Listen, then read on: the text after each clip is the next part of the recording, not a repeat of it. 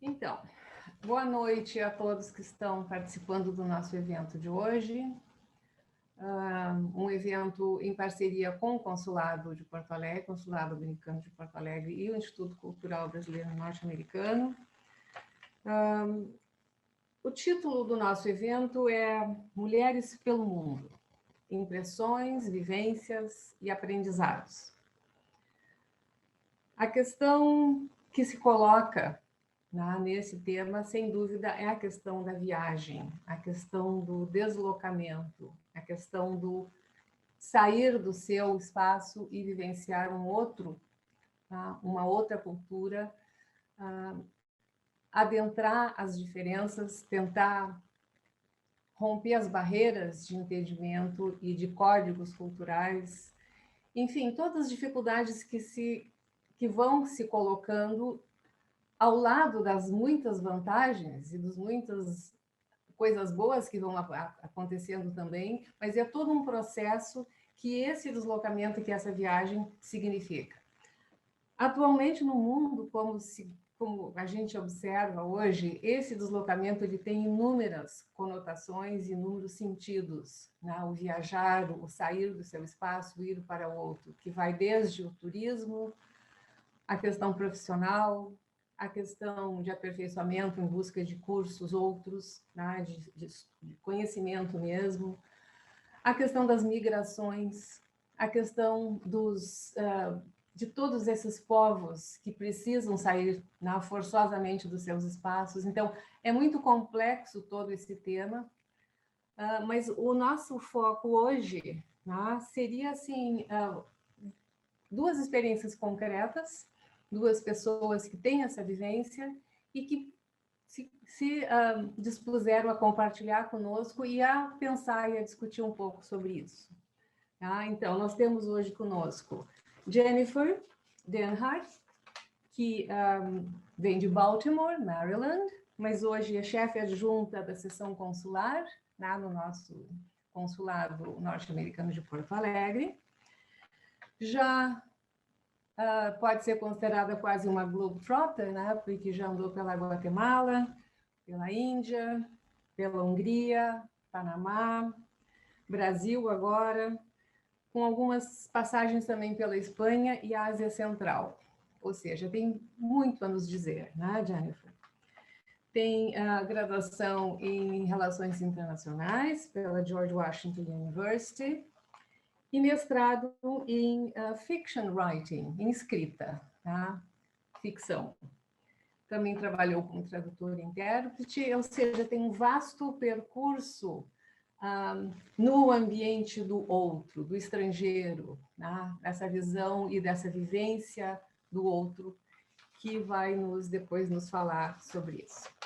A Larissa Migoto, que é daqui de Porto Alegre, uma nossa querida ex-aluna do programa Access, do Cultural e do Consulado da Embaixada Americana também, foi bolsista em 6 programas, né, da Embaixada Brasileira, nos Estados Unidos, no Brasil,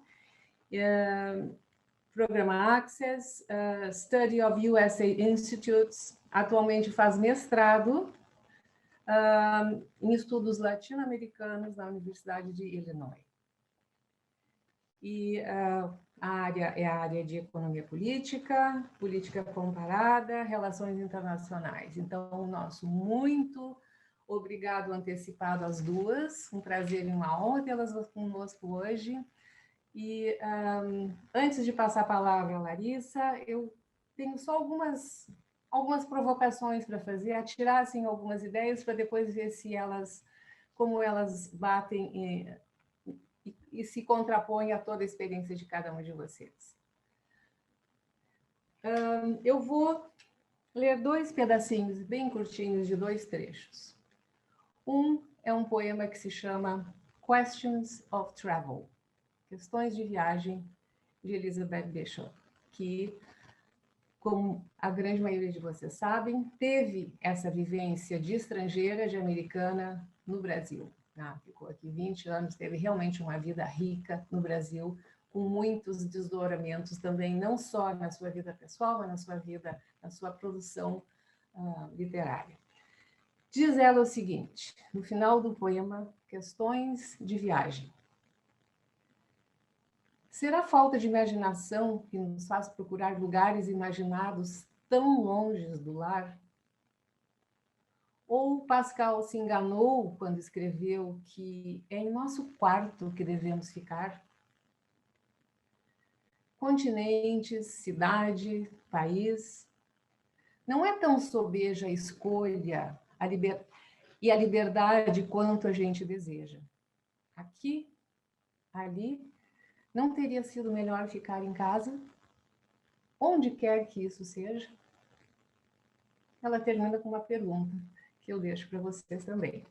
E um outro trecho, também relacionado à viagem, de Baudelaire, né, o grande poeta francês. Ele diz, é bem curtinho, parece-me que eu estaria sempre melhor onde eu não estou. E a questão de mover-se é que eu incessantemente discuto com a minha própria alma. Essa inquietude, essa busca do outro, essa eterno pensar que o meu melhor estaria num outro lugar e não aqui. Enfim, são algumas ideias que eu atiro no ar. Se vocês se sentirem à vontade para comentar, ótimo. Também, se não, só considerem como uma abertura para a nossa conversa, certo? Então, eu já de antemão, Larissa, passo a palavra para ti, e eu sou toda ouvidos, somos todos ouvidos. Obrigada, Neuza, obrigada pelo convite. Estou muito feliz de estar aqui hoje com vocês para falar, então, desse tema, né, de viagens, de como é ser uma brasileira, estar em outro lugar e interagindo com outras culturas. Então, bom, meu nome é Larissa, eu sou estudante de mestrado aqui na Universidade de Illinois. Eu também sou teaching assistant, então eu também dou aula de introdução a estudos latino-americanos aqui na universidade. E eu vou tentar falar um pouco assim da minha experiência pessoal aqui, que eu tenho vivido aqui. Claro, como todo mundo sabe, no último ano, né, e até agora, inclusive, com as questões da pandemia, realmente não tem como a gente se encontrar muitas pessoas e interagir com as pessoas da mesma forma que eu pude fazer isso no meu primeiro ano aqui, né, no meu primeiro ano de mestrado. Então, a partir do segundo ano, a situação mudou bastante, mas ainda assim, acredito que tem muitas coisas que dá para comentar sobre isso. Então, desse ponto de vista pessoal, também falar um pouco da questão profissional e principalmente acadêmica para mim, como eu estou no ambiente acadêmico, e cultural mesmo, né? Então, assim, um pouco do que eu já vivi aqui na universidade, aqui no campus, né? Então, só para dar um contexto para vocês, eu moro em Champaign, Illinois, é uma cidade a 2 horas de Chicago, e é uma cidade bastante pequena, tem 200 mil habitantes, e cerca de 1/3 dos habitantes são estudantes, então mais ou menos 70 mil estudantes na universidade aqui. E é um ambiente muito, muito multicultural, assim, então, principalmente no primeiro ano, quando eu cheguei aqui, ainda não existia o Covid, né, a Covid, eu tive a oportunidade de participar de vários eventos. A diversidade aqui no campus é realmente muito grande, eu consegui conhecer gente de todos os lugares, e isso é sempre uma troca muito, muito interessante, né? Hoje eu posso dizer que alguns dos meus melhores amigos que eu tenho aqui são da Índia, são da Rússia, são de outros países da América Latina, de outros países da Europa. Então, assim, de vários lugares, americanos também, claramente. Então, e também acho que, assim, uma coisa interessante de ter estado aqui, principalmente no primeiro ano, né, nesse momento que a gente conseguia ir nesses eventos e ver a diversidade do campus, é que também, uma vez estando aqui, a gente começa também a ser pedido e também a valorizar mais a nossa própria cultura, no sentido de que eu sou a brasileira aqui, então eu sou a pessoa que vou falar sobre o Brasil, pelo Brasil, em alguns lugares. Então isso também, a gente acaba virando um certo embaixador cultural do Brasil, né? Que vai fazer algum evento sobre carnaval, eu iria representando, né, o país. Então, assim, é sempre essa troca, né? Você aprende muito, você está exposto, mas você também tem essa oportunidade de falar sobre o seu país e sobre a sua cultura.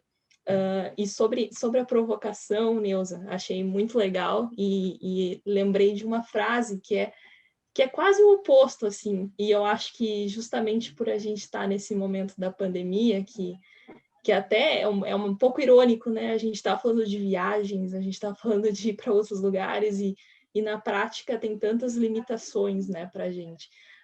E um contraponto que eu li esses tempos, e é uma frase que eu tenho tido comigo muito por causa da pandemia, por causa de toda essa situação, assim, é uma frase do Gilberto Gil, na verdade, que é: o melhor lugar do mundo é aqui e agora.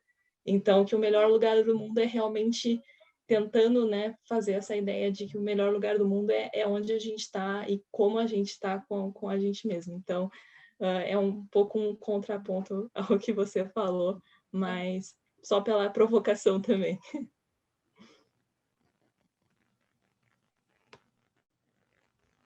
Tu tens, Larissa, alguma coisa que tu gostarias de acrescentar em relação a tua, vamos colocar assim, a tua viagem sobre o território, uma viagem física, geográfica, e a tua viagem interior, alguma coisa que tu poderias dizer sobre isso? O que que esse viajar sobre o território outro, né, provocou em ti em termos de mudança como pessoa, em termos de outras formas de ver, de pensar, de julgar, de sentir? Tens alguma coisa que poderia dizer nesse sentido?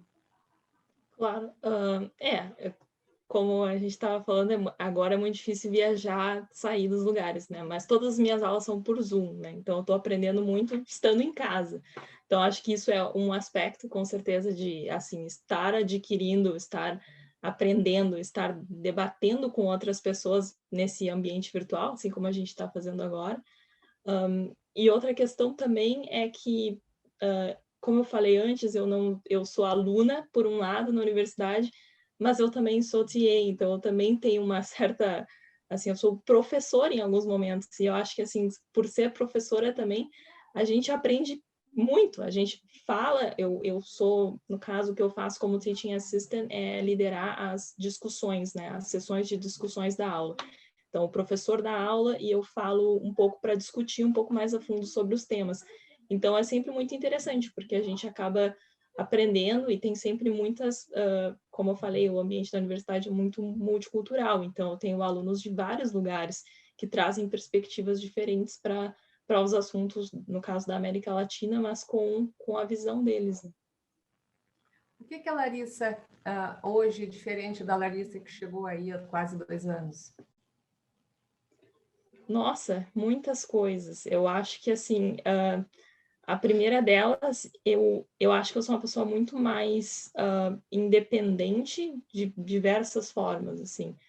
Independente de saber fazer as minhas próprias coisas. Há 2 anos atrás, eu não sabia fazer muitas coisas. Hoje, no que eu cheguei aqui, isso teve que mudar automaticamente. Então, eu tive que me adaptar, aprender a cozinhar, aprender a lavar roupa, aprender secar coisa, aprender que eu tenho que ir, se eu tenho qualquer problema, eu tenho que ir, eu tenho que marcar, eu tenho que ir no banco, né? Então, assim, todas essas coisas mais práticas, e eu acho que também, além dessa questão, né, coisas práticas que, eventualmente, no Brasil eu poderia, assim, não fazer ou não me preocupar, e que aqui eu tenho que fazer, eu tenho que me preocupar, também um crescimento emocional, assim, muito grande, mentalmente, eu acho, pela questão de que, principalmente agora com a pandemia, né, tem muitas coisas que eu não tenho controle sobre, a gente não teve controle sobre, eu não sabia se eu ia voltar para o Brasil, se eu ia ficar, como que eu ia fazer, o que era o melhor para mim. Então, acho que durante todo esse tempo eu tive que lidar com muitas, tomar muitas decisões e fazer isso com informações limitadas, né? Que a gente não sabe como que iria acontecer, o que aconteceria com a pandemia. Então, acho que eu amadureci bastante Eu poderia dar algum exemplo? intelectualmente, mencionando. Uhum. Poderia dar algum pequeno exemplo do tipo assim, a experiência no espaço estrangeiro, ela nos coloca perante nós pequenos detalhes. Não estou falando das grandes experiências, né? Mas assim pequenos detalhes que muitas vezes acordam ou despertam um insight ou alguma coisa subjetiva que acaba sendo muito significativa nessa experiência. Dentro da tua vivência no espaço americano, tu terias algum exemplo para nos dar nesse sentido? Você pode repetir a pergunta? Algum detalhe, Uhum. não digo assim a grande experiência de um curso maravilhoso na universidade, das tuas aulas, né? Estou falando de coisas pequenas, de detalhes de vida, de vivência. Por exemplo, eu vi que tu estás tomando mate, né? Tu levaste um pedaço de casa. Esse mate, ele representa muito nisso tudo que a gente está falando, né? Mas por outro ponto de vista, algumas coisas da vida, de hábitos americanos que tenham te tocado de forma especial, que tenham te ensinado ou feito tu mudar a tua perspectiva, coisa que tu não esperava que fosse assim, acabou vivenciando. Terias algum exemplo específico ou não está lembrando de nenhum? Agora, assim, americano, você diz assim, da cultura americana, ou que eu tenha aprendido aqui no geral, assim, não Na tua necessariamente? experiência aí, né? No espaço onde tu estás agora, né? Uhum. Às vezes são pequenos detalhes que a gente não dá muita importância, mas que acabam tendo um significado forte, né? Uhum. Mas enfim, se tu lembrares depois. Tá bom, vou pensar. Queres acrescentar mais alguma coisa? Ou passamos a palavra a Jennifer? Também a Pode palavra passar para Jennifer. depois podemos, né, se Depois a gente quiser volta. depois dizer mais alguma coisa, fica livre. Beleza. Tá? Então, Jennifer, estamos todas ouvindo. Gostaríamos de te ouvir agora. O que tu tens a nos contar dessa longa experiência por vários espaços Bom, interiores e exteriores? Neuza, agradeço muito pelo convite, estou muito feliz de estar aqui com vocês. Não só porque é um assunto que interessa muito, mas porque também gosto de ouvir sobre experiências das outras pessoas, assim, no sentido contrário. Então, isso é um prato tão cheio, né? E os textos que você leu, Neuza, incitam muitos pensamentos, né? Porque eu nem sabia onde começar com tudo isso, porque o ímpeto de estar fora do seu âmbito, eu acredito que seja uma coisa de quase de nascimento, porque eu lembro a primeira coisa quando tive 3 anos, vi um avião, estava com minha mãe indo para o supermercado e vimos um avião, né? O céu lá e perguntei, mas onde está indo? Como que é isso? Como as pessoas estavam num lugar, pegaram isso e estão indo para outro? E minha mãe falou, e podem ir muito longe, podem ir perto. E ela me falou uma coisa que ficou na minha cabeça. Ela falou, se você ficar tempo suficiente no avião e vai longe o suficiente, você vai chegar num lugar que as pessoas estão falando outra língua que você não vai entender, vão estar comendo comidas que você nunca pensou na sua vida, vão estar usando roupas diferentes, o horário vai ser diferente, o tempo vai ser diferente. Aí eu fiquei alucinada com essa ideia. Simplesmente era mágico para mim. Como pode ser, né? E aí fui crescendo assim. Eu morei no suburb da cidade de Baltimore, numa casa de campo, de fazenda, vamos dizer, mas fazenda é demais, vamos dizer sítio, uma coisa entre fazenda e sítio, vai. E meu pai tinha mudado para esta casa com os avós quando ele tinha 3 anos. Então, desde o ano 33 até eu na vida adulta, né, morávamos nesta casa. Era uma cápsula de tempo que continha todos os pertences da minha avó, que morreu muito de repente, né, jovem, e a casa preservada daquele jeito como se fosse os anos 50, 60. Aí eu cresci neste cápsula de tempo. E era era tão o contrário de movimento, o contrário do mundo de fora. É como se o mundo de fora praticamente não existisse, né? Eu acho que isso também alimentou uma fome, um anseio de viajar. Estava sempre catando viagens, né? Pedindo para as pessoas, os adultos, me levarem para lá, me levarem para cá. Amigo da família que ia à Alemanha, eu pedi para ir junto, me deixaram, né? Então, foi. Aí, a minha primeira experiência no exterior realmente foi meu terceiro ano de faculdade, que fui estudar na Espanha, em Barcelona, pela Universidade de Illinois, Champaign-Urbana, que não era onde eu estudei, mas eu busquei um programa, eles tinham um bom programa com a Universidade Central de Barcelona, e aí isso começou todo um processo para mim. E experimentei a existência de ser outra. Eu dizia assim, 2 times removed, porque eu fui lá para estudar espanhol, né, na minha inocência. Fui lá para aperfeiçoar meu espanhol. Cheguei lá, não tinha uma alma que queria falar espanhol comigo, né? Era só catalão. Então, eu era tipo uma estrangeira. Foi um espanto dobrado. Exatamente. Aí acabei aprendendo catalão e aí o espanhol também veio.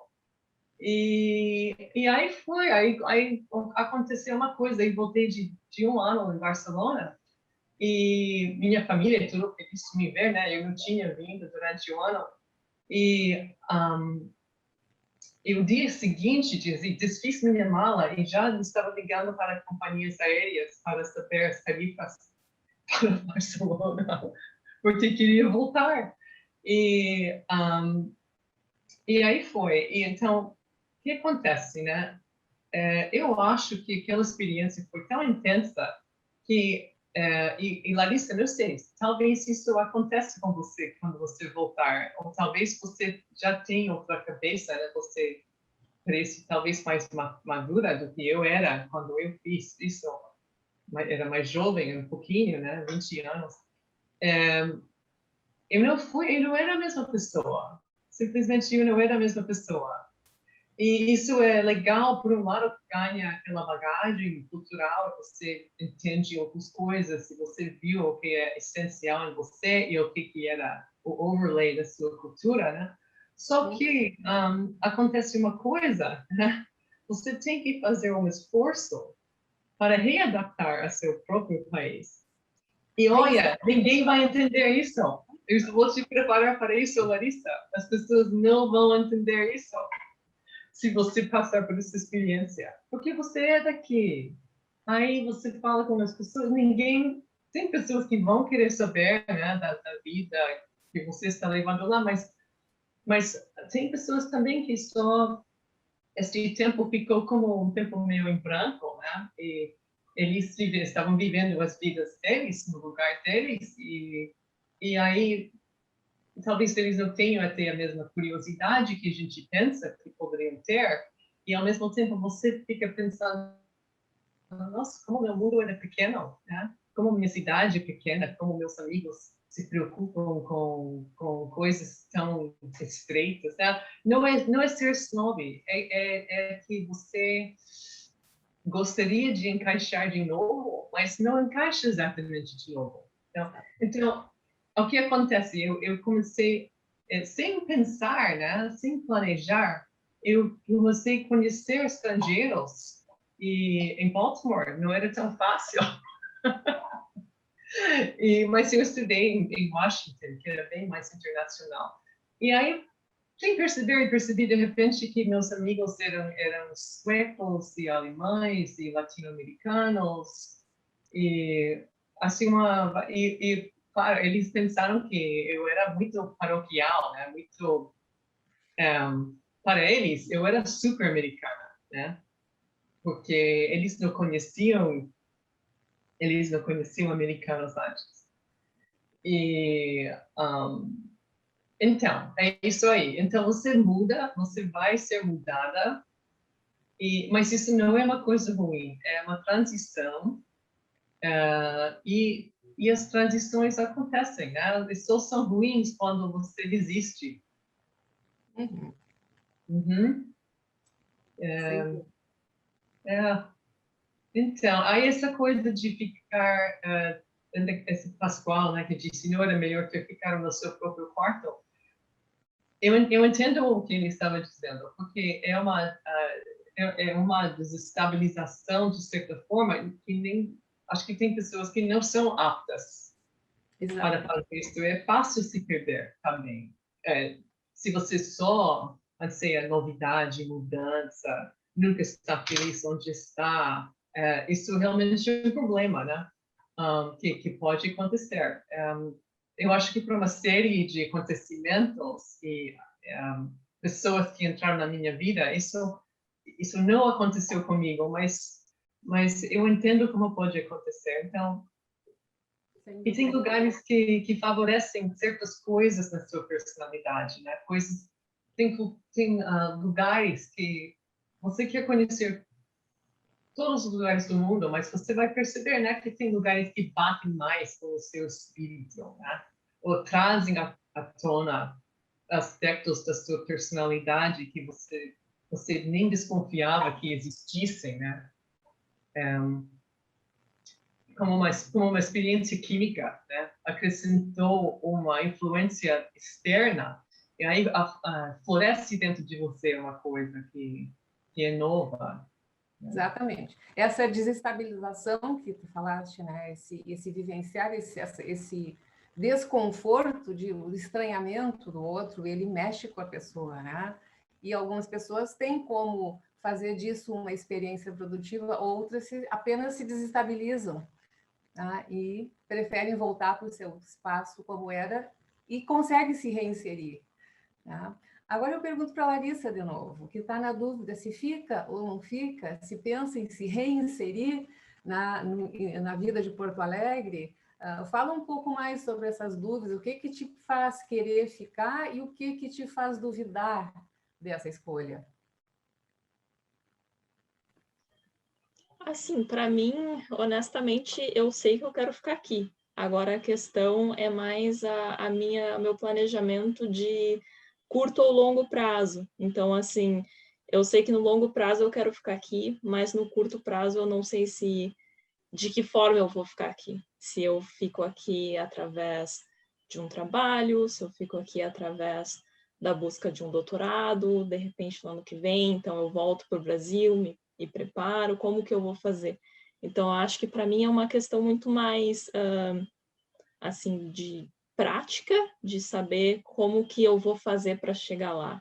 Mas eu acho que no longo prazo, a minha ideia é ficar aqui, e eu acho que por essas razões, eu acho que a Jennifer falou muito bem agora, de assim, você se insere em outro lugar e você percebe que você gosta daquele lugar, que você quer ficar ali. Então, é um pouco disso que eu sinto, assim, e principalmente porque, pelo menos na minha experiência aqui, tanto como aluna quanto como dando aula, eu acho que a educação é muito valorizada aqui. Eu acho que assim, a vida acadêmica é muito valorizada aqui.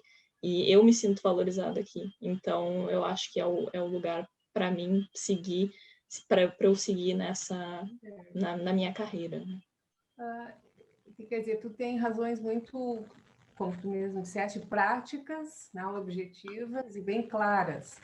Agora eu pergunto para as duas: existem vazios afetivos nestes intervalos entre um lugar e outro? Como é que, do que sente falta deste lar, desse seu espaço original, ou não? Ou ele já não existe, ele foi tão transformado que ele já é como a pergunta que a poeta faz: este lar, seja ele onde for, tá? Onde é que está esse lar hoje em vocês? É dentro da sua própria consciência e isso se basta? Ou o espaço exterior ainda é um elemento determinante? O contexto cultural, social ainda é um espaço determinante? É um fator determinante? existem vazios afetivos a serem preenchidos ou administrados, né? Porque a gente não vai mudar, mas administra. Eu acho que provavelmente Larissa vai ter uma ideia diferente ou uma experiência diferente como função de tempo, talvez. Porque eu estou muito tempo fora dos Estados Unidos.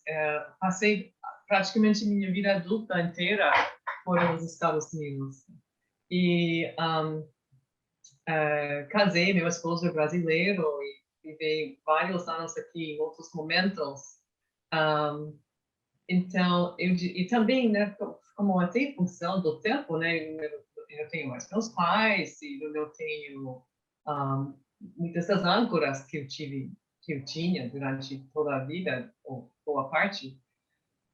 Então, eu acho que acontece também nesta carreira, a gente muda constantemente e criamos nosso próprio lar, o lar onde estamos é o nosso lar. Né? Agora, meu lar é Porto Alegre. Meus laços afetivos estão aqui, porque estou aqui com meu esposo e aos poucos vamos conhecendo pessoas e tudo. E agora, né, no plano virtual também, o mundo está, todos os nossos amigos estão assim, disponíveis e em contato, então isso também é uma coisa excepcional deste momento, mas é um processo. Eu diria que teve vezes na minha vida que mudei para outro lugar e realmente senti muito sozinha, né? Muito sozinha. Quando eu trabalhei, quando eu cheguei em São Paulo pela primeira vez, que eu fui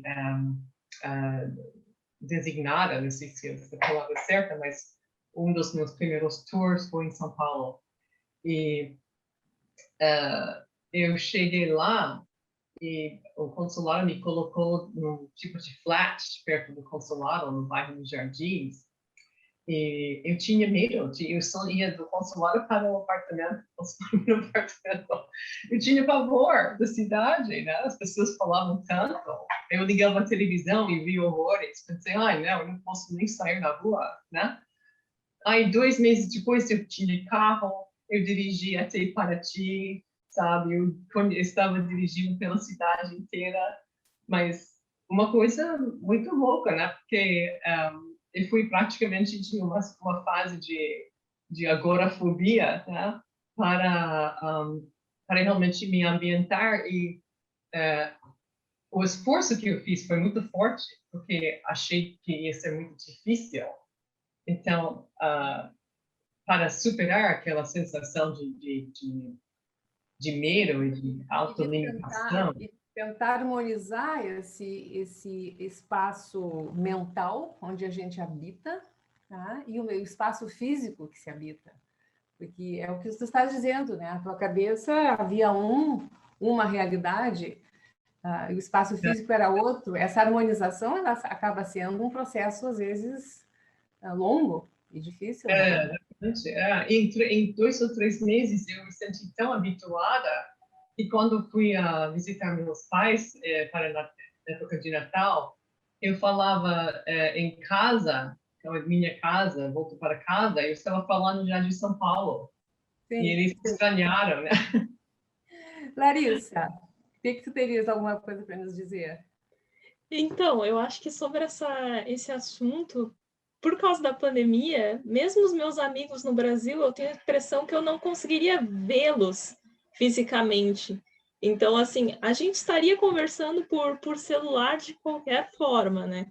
Então, acho que isso ajuda um pouco, meus amigos, minha família. Mas, claro, que existem algumas coisas, assim, por exemplo, como você mesmo falou, né? A questão do chimarrão. Para mim, a questão do chimarrão e a questão da comida são coisas que eu estou me obrigando a realmente tentar aprender a cozinhar bem comida brasileira para, assim, sentir esse gostinho de casa, assim, e fazer meu chimarrão e essas coisas. Outra coisa também que eu sinto muita falta de Porto Alegre são os parques e o rio, porque aqui a gente não tem um rio. Então, assim, e essa ideia de parque nos Estados Unidos é muito diferente da ideia de parque em Porto Alegre, que é aquele parque que as pessoas vão, trazem o chimarrão, colocam algo para sentar, ficam 3 horas lá conversando, tomando chimarrão. E aqui não é muito assim, né? As pessoas vão para o parque para caminhar um pouco e voltam para casa. Então, eu acho que isso são coisas assim que eu sinto muita falta de Porto Alegre nesse sentido. E claro, sinto falta da minha família, eu tenho sobrinhos pequenos, assim, então é bem difícil de você manter contato com uma criança de 3 anos pelo celular, tá brincando, tá não sei o quê, não quer, às vezes fala um pouco, mas não vai ficar ali 1 hora conversando, ele vai querer fazer outras coisas, então isso são aspectos, assim, que eu diria que são negativos, né? Mas em geral, com amigos e coisas, eu acho que por causa da pandemia, acaba sendo tudo pelo celular de qualquer forma. Aqui, eu estando aqui ou estando lá em Porto Alegre. Virtual tá aí, de qualquer forma. Em Porto Alegre, nós estamos fazendo reuniões virtuais, como tu diz, então estamos a todos aqui e todos na tela, né? Isso realmente é uma grande mudança que chegou para ficar, né? Mas, enfim, eu tenho uma última pergunta para vocês duas. Uma observação, assim. Comenta-se que os viajantes, principalmente os turistas ou aqueles que não ficam vivendo no lugar muito tempo, tentam olhar para o coração do lugar, né, para a alma do lugar, e sentem, e às vezes sabem que não conseguem, só conseguem fazer superficialmente, não conseguem realmente entender aquele fator, aquela coração do lugar, como eu digo, né? Essa alma do lugar. Vocês têm alguma experiência, alguma vivência onde vocês sentiram que entenderam a alma do lugar e que aquilo realmente ficou com vocês como um aprendizado? Jennifer, queres começar? Antes de vir aqui para trabalhar, eu viajei ao Brasil só porque uma série de coincidências apontaram para a necessidade de eu vir ao Brasil, sabe? Eu estava trabalhando numa agência de tradução em Barcelona e 3 dos meus colegas estudaram capoeira e ia a Portugal para aprender português. E aí veio um amigo de Baltimore e ele tinha arrumado uma namorada brasileira. E, de repente, todo é Brasil, né? Nossa, eu preciso ir ao Brasil. E, e fiz isso faz tempo, nem vou falar o ano. Mas quando eu cheguei, o primeiro lugar que eu fui foi Recife. E eu pedi para um taxista só me levar pela cidade. Ele falou, tudo bem, mas vamos a Olinda também, porque você vai adorar Olinda. Tudo bem, vamos a Olinda. E aí ele parou o carro lá e fiquei caminhando um pouco. Eu tive, sabe, ver aquelas casas coloridas, aquela alegria na rua, sabe, aquela vista do mar. E aí fiquei tentando imaginar como é a vida lá, né? Como é viver lá e ver essa cena todos os dias. Né? Para mim é uma coisa tão exótica, mas como é viver assim, né? Eu consegui imaginar a vida, né? Talvez até a minha vida, né? Fiquei pensando, eu poderia morar nessa casa, eu poderia comprar frutas aí naquela quitanda, poderia ter essa vista do mar. E era como se estivesse vendo um filme de mim mesma naquele lugar, né? Eu não sei se aquilo foi a alma do lugar, né? De Olinda, mas... Oi? Chegou perto. Realmente, foi uma sensação de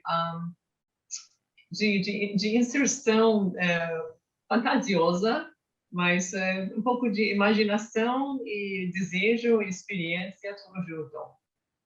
Ou seja, no sentido de tu tentares te colocar no lugar daquele habitante, daquele lugar e sentir como ele, nesse sentido? Isso. E aí sempre passei a fazer isso em todos os lugares, né? E realmente é inevitável, já vira uma coisa automática. Você vê aquele lugar e você imagina como é a vida lá, como é o dia a dia, como que as pessoas vivem. Certo. Larissa, terias alguma coisa para nos dizer nesse sentido? Sim, até inclusive eu acho que essa experiência é uma experiência que eu tive bem recentemente, apesar de estar aqui estudando aqui, como eu tinha falado antes, eu morei 6 meses na Califórnia, né, em Los Angeles, então a cidade é grande, assim, é diferente, né, tudo que você ia fazer de questão burocrática, a pessoa mal olha na sua cara, já faz, vai, próximo, e quando eu voltei para cá, para Illinois, para Champaign, eu estava fazendo umas coisas no FedEx e eu fiquei por um tempo no FedEx fazendo coisas e eu só ouvindo as conversas das pessoas, assim. E também eu tive um pouco essa ideia, assim, de, tipo, me colocar, né, no lugar daquela pessoa, daquele atendente, né, como alguém que é dali.